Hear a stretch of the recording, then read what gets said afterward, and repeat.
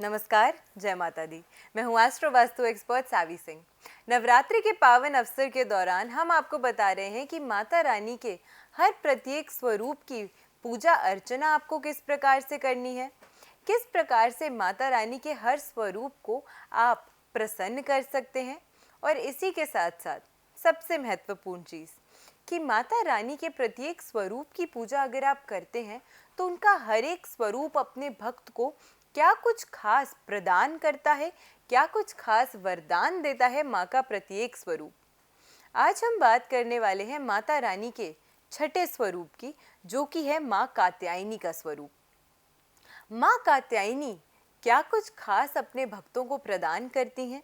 इनकी पूजा अर्चना करने से आपके जीवन में क्या बदलाव आते हैं? और इसी के साथ साथ माता रानी को प्रसन्न करने के लिए किस भोग को आपको उन्हें अर्पित करना चाहिए, किस रंग का प्रयोग आपको पूजा में विधि अनुसार करना चाहिए, आज की वीडियो में हम आपको यही बताने वाले हैं।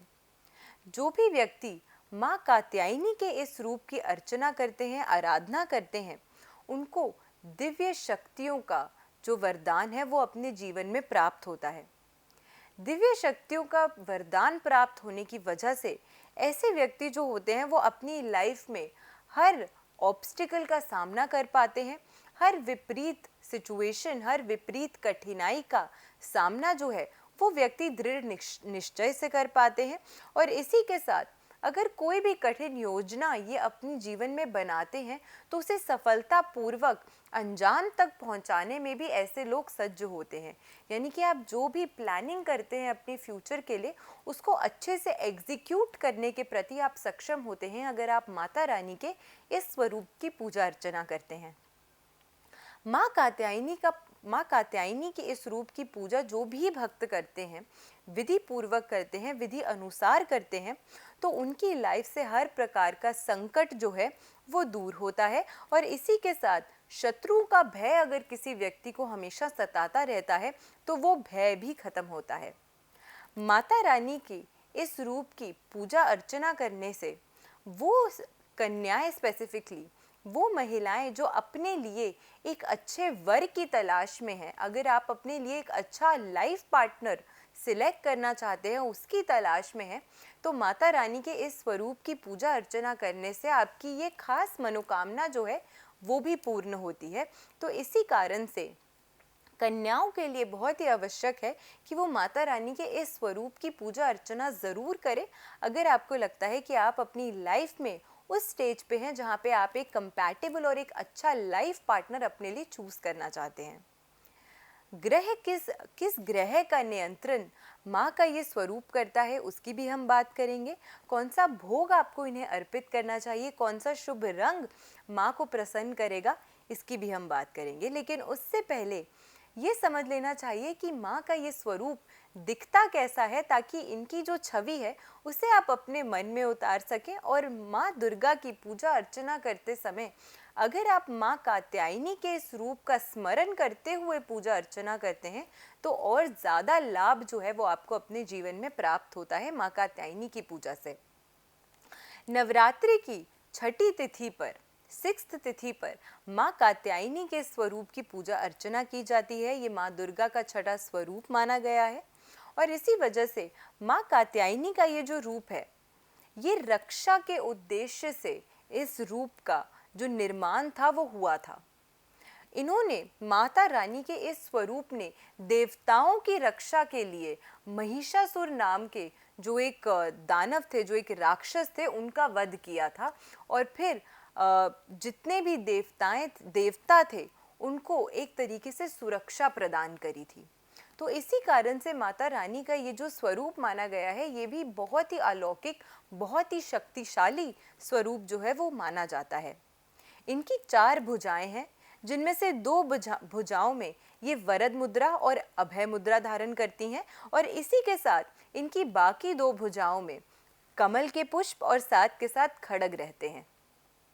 रंग की अगर हम बात करें कि कौन सा रंग माता रानी को सबसे ज़्यादा प्रिय है, जिस रंग का उपयोग आपको पूजा अर्चना के दौरान ज़रूर करना चाहिए नवरात्रि की छठी तिथि पर, शुभ रंग पीला रंग माना गया है। तो अगर पीले रंग का इस्तेमाल आप करते हैं माता रानी की इस पूजा अर्चना के दौरान, पीले रंग के पुष्प अगर आप माता रानी को अर्पित करते हैं, पीली रंग की चुनरी अगर आप उन्हें ओढ़ते हैं, पीली रंग का श्रृंगार जो है वो अगर आप माता रानी को अर्पित करते हैं, तो इससे माता रानी का ये जो छठा स्वरूप है, माँ कात्यायनी का रूप है, वो बेहद प्रसन्न होता है। ग्रह की अगर हम बात करें कि ज्योतिष अनुसार किस ग्रह का नियंत्रण माँ का ये स्वरूप करता है, तो वो देवगुरु बृहस्पति है। किसी भी व्यक्ति को अगर अपनी लाइफ में अथॉरिटी, पावरफुल पोजीशन से आ रही समस्याएं हैं, अगर आपको लगता है कि लोग आपके आसपास हैं, वो आपका मान सम्मान नहीं करते हैं, इज्जत आपको उतनी नहीं करते हैं, रिस्पेक्ट आप अपनी लाइफ में लैक करते हैं और उसकी कामना करते हैं, तो ऐसे में कहीं ना कहीं बृहस्पति ग्रह पीड़ित होता है। और अगर ऐसे व्यक्ति माँ के स्वरूप, माँ के छठे स्वरूप माँ कात्यायनी की पूजा अर्चना करते हैं, तो बृहस्पति ग्रह से आ रही जो भी दिक्कत समस्याएं हैं वो सभी समाप्त होते हैं। बृहस्पति ग्रह को धन का कारक भी माना जाता है, बृहस्पति ग्रह को आपके ज्ञान का कारक भी माना जाता है। तो इसी कारण से बृहस्पति अगर शुभ पोजीशन में होता है किसी भी व्यक्ति की कुंडली में, तो जातक अपनी जिंदगी में हर एस्पेक्ट में अपनी लाइफ की बहुत ज़्यादा ग्रोथ और प्रॉस्पेरिटी जो है वो हासिल कर पाता है। इसी कारण से ये एक शुभ ग्रह माना गया है जो कि व्यक्ति की लाइफ में उसे हमेशा एक्सपेंशन और ग्रोथ की ओर लेके जाता है। तो माँ के इस स्वरूप की पूजा अर्चना करने से बृहस्पति ग्रह से संबंधित दिक्कतें जो हैं वो समाप्त होती हैं। तो इसी कारण से भी आपको एज एन इंडिविजुअल माँ के इस स्वरूप की, इस रूप की जो पूजा है वो ज़रूर करनी चाहिए। आखिरी में हम आपको बताने वाले हैं कि माँ को किस भोग, कौन सा भोग जो है वो आपको अर्पित करना चाहिए, किस भोग से माता रानी अत्यंत प्रसन्न होती हैं, और साथ के साथ किस बीज मंत्र का आपको जाप ज़रूर करना चाहिए अगर आप माँ कात्यायनी को और भी ज़्यादा अच्छे तरीके से प्रसन्न करना चाहते हैं। अगर आप माँ के इस छठे स्वरूप माँ कात्यायनी को शहद का भोग अर्पित करते हैं, विधि अनुसार संध्या के समय जब आप पूजा अर्चना करते हैं, तो अगर आप माँ को शहद का भोग अर्पित करते हैं तो इससे माँ बहुत प्रसन्न होती हैं। इसी के साथ अगर हम बीज मंत्र की बात करें कि किस मंत्र का उच्चारण आपको करना चाहिए या किस मंत्र का स्मरण आपको करना चाहिए माँ कात्यायनी की पूजा अर्चना करते समय, तो वो बीज मंत्र है ओम ऐं ह्रीं क्लीं कात्यायनाय नमः। इस मंत्र का अगर आप जाप करते हैं, उच्चारण करते हैं, तो इससे भी माता रानी बहुत ही ज़्यादा प्रसन्न होती हैं और अपने सभी भक्तों को आशीर्वाद भी देती हैं और वरदान भी उनके सारे जो हैं वो पूरे करती हैं। तो ऐसे में इस विधि अनुसार अगर आप माता रानी के इस रूप की पूजा करते हैं तो आपकी लाइफ में बहुत ही सारे अच्छे बदलाव जो हैं वो आते हैं और आपकी सभी मनोकामनाएं जो हैं वो पूरी होती हैं। आशा करते हैं कि आज की जो वीडियो है वो आपको पसंद आई हो। वीडियो अगर अच्छी लगी हो तो ज़्यादा से ज़्यादा लोगों तक वीडियो को शेयर ज़रूर कीजिएगा ताकि वो भी समझ सकें कि माता रानी के इस छठे स्वरूप की माँ कात्यायनी की पूजा अर्चना उनको विधि अनुसार किस प्रकार से करनी है। ऐसी बेहतरीन वीडियोस के साथ फिर से हाजिर होंगे हम इसी चैनल पे। आशा करती हूँ आपका दिन शुभ रहे। नमस्कार, जय माता दी।